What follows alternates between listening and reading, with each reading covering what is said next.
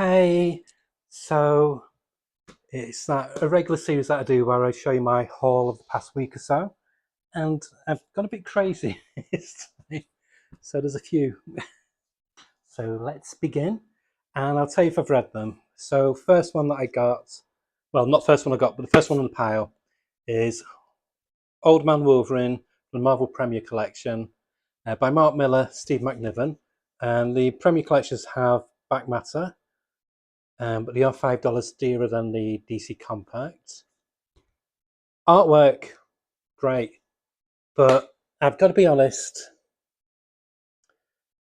It reminded me why I don't like Mark Miller much nowadays. He's a lazy writer. He uses so many tropes while he's using a lot of his stories. He's a shock jock. He's a comic version of a shock jock. He's got to have a bit of controversy in it. It's a bit of um, got to have a lot of blood and guts, and this is a very bloodthirsty comic. You can tell it was done before the mob became very much just another subset of Disney.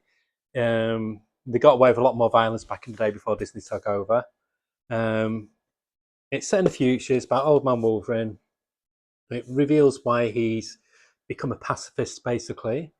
That was okay, but there's tropes where he's used in like his ultimate lines and all that. So there's cannibalism in it. He's used that before in a few comics. There's incest. Again, he's used that before in his comics. He just likes to use shock tropes. Um, and some dialogue from one chapter. There's a conversation between Wolverine and Hawkeye, and they open up the next chapter, and it's as if Mark Miller's forgotten that he's already divulged certain information, and he repeats again. But Wolverine's acting like he's surprised about this news. It's like, Mark, pay attention to what you've written. Um, so yeah, the story annoyed me a bit, but the idea was good. It's just the way that Mark Miller wrote it. I really don't. I've realised I really don't like him as a writer at all.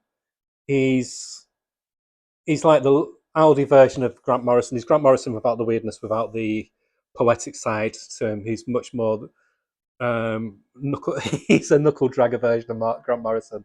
So artwork I'd give a 9 out of 10. Story I'd give a 5 out of 10. Please have read it though, because I've never actually read this one. So there we go.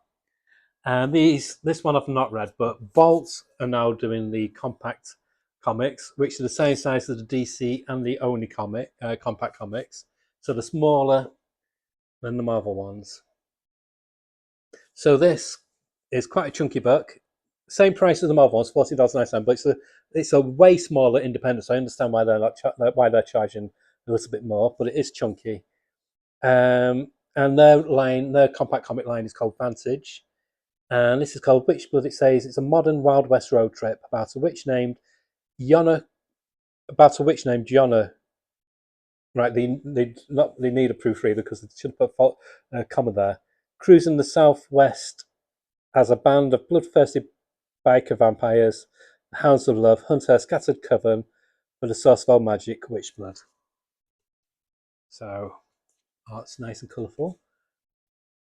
Yeah, I can show you these pictures. The next one, I can show you the cover. That's all I can show you. I started reading it. It's fun. Tim Sealer's the writer. Again, it's from Vault, and this is called Money Shot. And it says, in the near future, space travel is ludicrously expensive and largely ignored. Enter Christine Ocampo, inventor of the Starshot teleportation device, with a big idea. She'll travel to new worlds, engage intimately with local aliens, and film her exploits for a jaded Earth populace trying to find something new on the internet. Now, Chris and her merry band of scientists come porn stars, explore the universe, each other, and the complexities of sex. This is a story about scientists having sex with aliens for the glory of mankind and money. So basically, this is OnlyFans in space. It's very funny. I'm really enjoying it. It makes a refreshing change where the focus is on violence. It's a focus on sex. So YouTube will have more of a problem with this than they would with something like Old Man Logan, because YouTube doesn't like sex; they prefer violence.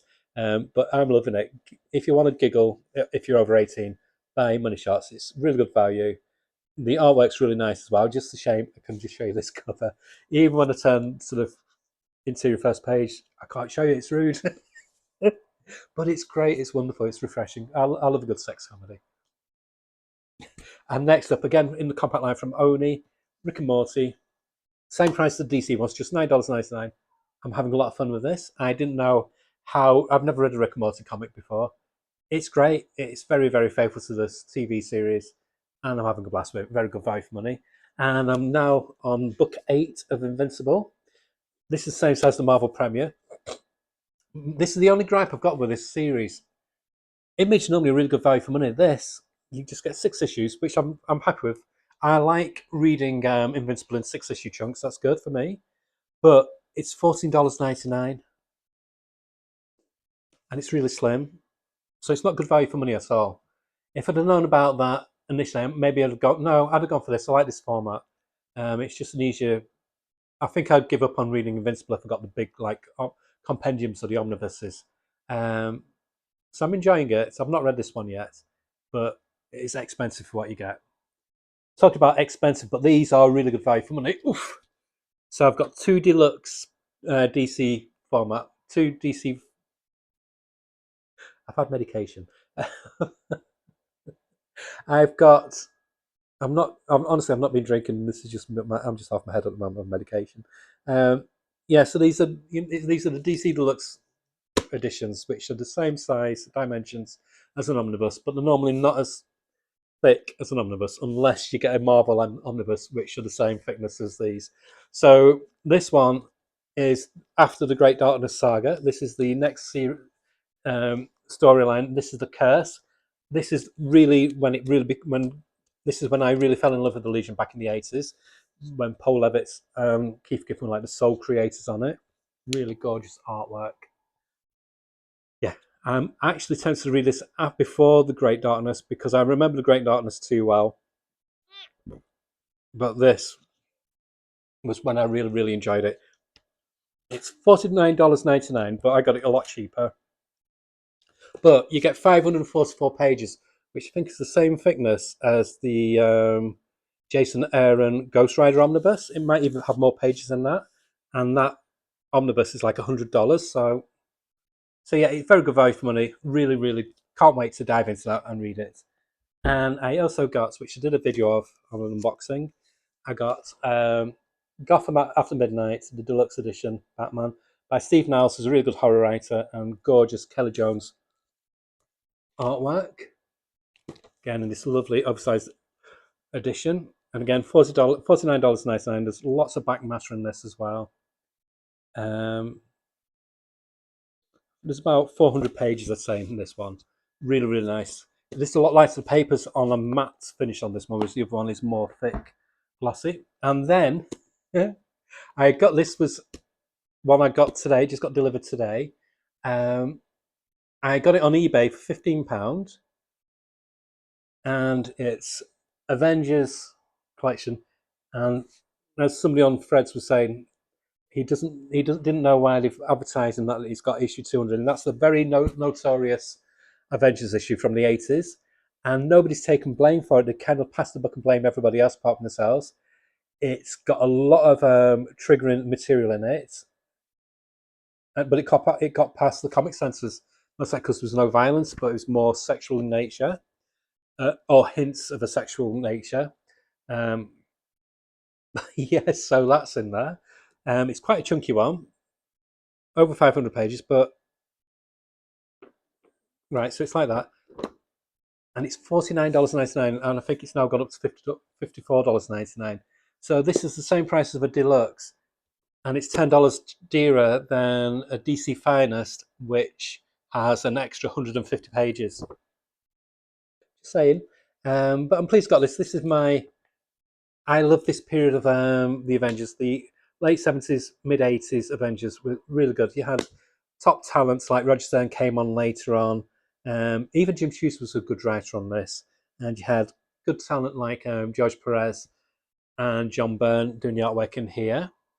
And it's got my favourite bromance, Wonder Man and the Beast. So yeah, look forward to reading that.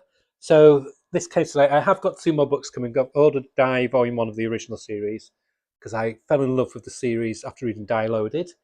which I did a review on this week's haul review.